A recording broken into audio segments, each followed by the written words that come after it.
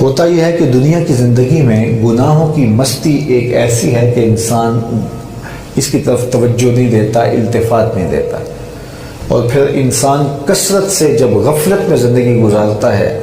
تو پھر اس کو ہوش بھی نہیں آتی۔ ایک صحیح روایت میں آتا ہے کہ جب کوئی شخص گناہ کرتا ہے تو اس کے دل پر ایک سیاہ رنگ کا دھبا پڑ جاتا ہے، اور اگر وہ توبہ کر لیتا ہے، تلافی کرتا ہے، تو وہ سیاہی اس کے دل سے مٹا دی جاتی ہے۔ لیکن اگر وہ توبہ نہیں کرتا تو پھر وہ سیاہی جو ہے دوسرے گناہ کے ساتھ بڑھ جاتی ہے، پھر گناہ پہ گناہ کرتا ہے اور سیاہی بڑھتی چلی جاتی ہے، حتیٰ کہ ایک مرحلہ ایسا آتا ہے کہ پورا دل سیاہ ہو جاتا ہے۔ اور جب پورا دل سیاہ ہو جائے تو پھر نیا گناہ کرنے سے اسے کوئی شرمندگی، کوئی ندامت، کوئی دکھ، کوئی بوجھ، کوئی تکلیف نہیں ہوتی۔ کاغذ بالکل سفید ہو تو اس کے اوپر ایک داغ لگا ہو تو ہر ایک کو چبھتا ہے کہ یہ کیوں ہے، بندہ اس داغ کو چھپاتا پھرتا ہے یا صابن کے ذریعے اس کو دھو کے صاف کرنے کی کوشش کرتا ہے۔ لیکن ایک داغ کے بعد دوسرا داغ لگ جائے، تیسرا لگ جائے، چوتھا لگ جائے، تو پھر آہستہ آہستہ جب پورا لباس داغ داغ ہو جائے تو پھر اسے چھپانے کی ضرورت بھی نہیں ہوتی اور پھر اسے محسوس بھی نہیں ہوتا۔ تو جب انسان کے ضمیر پر گناہوں کے داغ لگنے لگیں تو اس کو فوراً ان کو دھو لینا چاہیے، توبہ کے آنسوؤں سے صفائی کر لینی چاہیے، اور اگر وہ نہیں کرے گا تو داغ بڑھتے چلے جائیں گے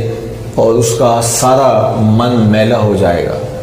جب بچہ پیدا ہوتا ہے تو اس کے دامن پہ کوئی ایک بھی گناہ کا داغ نہیں ہوتا، لیکن جو وقت گزرتا ہے تو پھر وہ اپنی بدعمالیوں کے داغ لگاتا ہے۔ توبہ کرنے والے دھوتے رہتے ہیں، لیکن جو توبہ نہیں کرتے ان کا سارا ضمیر سیاہ ہو جاتا ہے، پھر گناہ کرنے کے بعد انہیں کوئی دکھ شرمندگی نہیں ہوتی۔ اس لیے میاں صاحب مشورہ دیا اپنے ماننے والوں کو کہ تیرے ضمیر کی چادر بالکل سفید ہے، اس پہ کوئی داغ نہ لگانا۔ تو میاں صاحب فرماتے ہیں چٹی چادر پھومنا والی تے داغ نہ لاویں جڑیاں، پھر نہ آکی حشر دہاڑے حال ربا کی بنیا۔ یہ اللہ تعالیٰ کا نظام ہے کہ اس نے موت کو مخفی رکھا، ایک لمحہ بھی پہلے نہیں پتہ چلتا کہ اب میری موت کی گھڑیاں آ گئی۔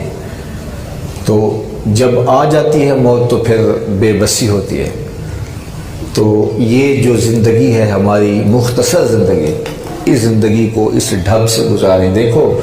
زندگی تو گزر جائے گی، وہ عیش و عشرت میں گزارے، وہ دولت کے حصول میں گزر جائے، وہ زندگی مسلح پہ گزر جائے، ذکر و درود میں گزر جائے، خلق خدا کی ہمدردی، مخلوق خدا پر رحم کرتے اور اذیت، دکھ اور مصیبت میں پھنسے ہوئے لوگوں کو نجات دلاتے، گمراہ لوگوں کو راہ راست پہ لاتے ہوئے، جہاں بھی آپ زندگی گزاریں گے، جو دلچسپیاں، جو مشاغل آپ اپنے بنا لیں گے، انہی مشاغل میں آپ کی زندگی گزر جائے گی۔ وہ بھی دنیا کے اوپر لوگ بستے ہیں کہ جو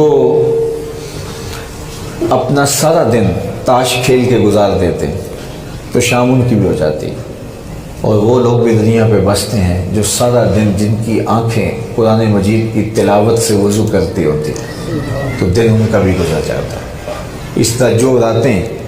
تہجد کے مصلح پہ گزارتے ہیں رات ان کی بھی بیت جاتی ہے، اور جو نائٹ کلب میں رات گزارتے ہیں رات ان کی بھی بسر ہو جاتی ہے۔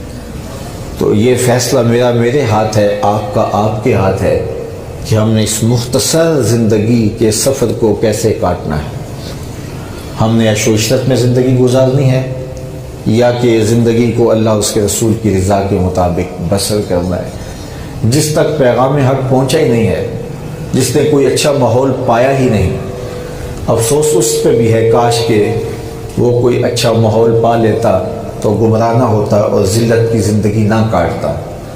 لیکن جس نے اچھا اور پاکیزہ ماحول پایا ہو، اسلامی زندگی کا اسے تصور دیا گیا ہو، اور اس کے سامنے کئی ماڈل اور نمونے موجود ہوں، اور پھر وہ اس کے باوجود بھی گمراہیوں کا شکار ہو جائے، وہ اچھا ماحول میسر آنے کے باوجود بھی